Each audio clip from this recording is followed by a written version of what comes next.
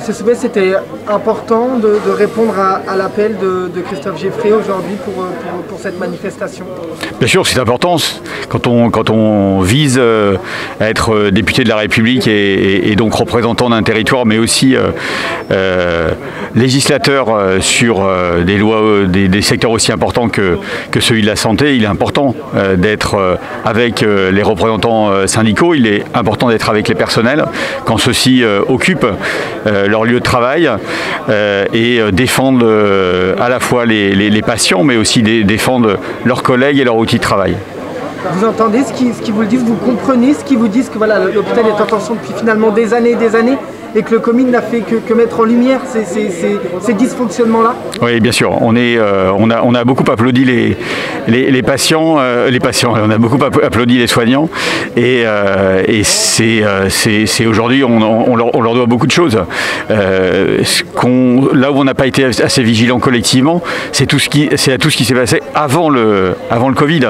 C'est-à-dire qu'on a laissé, même si on a participé à des luttes, même si on a participé à des manifestations, collectivement, nous, citoyens, on a laissé s'engager des lois, on a laissé s'engager des mesures qui ont déconstruit progressivement l'hôpital public et qui ont mis les soignants dans une position aujourd'hui intenable. On voit le nombre d'infirmières et de soignants qui aujourd'hui quittent l'hôpital, les difficultés de recrutement. C'est insupportable. Il faut arrêter ce massacre et prendre des mesures qui vont changer, qui vont bifurquer notre façon de gouverner l'hôpital et surtout reconstruire cette solidarité qui est à la base de notre système de santé et qui aujourd'hui est dévoyée par les tenants d'une privatisation à tout crin. Donc vous êtes d'accord quand M. Geffray dit que voilà, les pouvoirs publics et politiques ont finalement participé à la déconstruction de l'hôpital et que ce soit totalement ingérable et limite voire gérance d'entreprise? Oui, tout à fait. On est dans une financiarisation, rentabilisation de l'hôpital public et de la santé, alors que tout le monde sait intimement que ce n'est pas un secteur qui peut être rentable et sur lequel il faut faire du profit. On voit que quand des entreprises investissent dans la santé et font du profit comme Orpea, on voit ce que ça donne, c'est-à-dire des soignants qui sont en détresse et des patients qui sont laissés pour compte.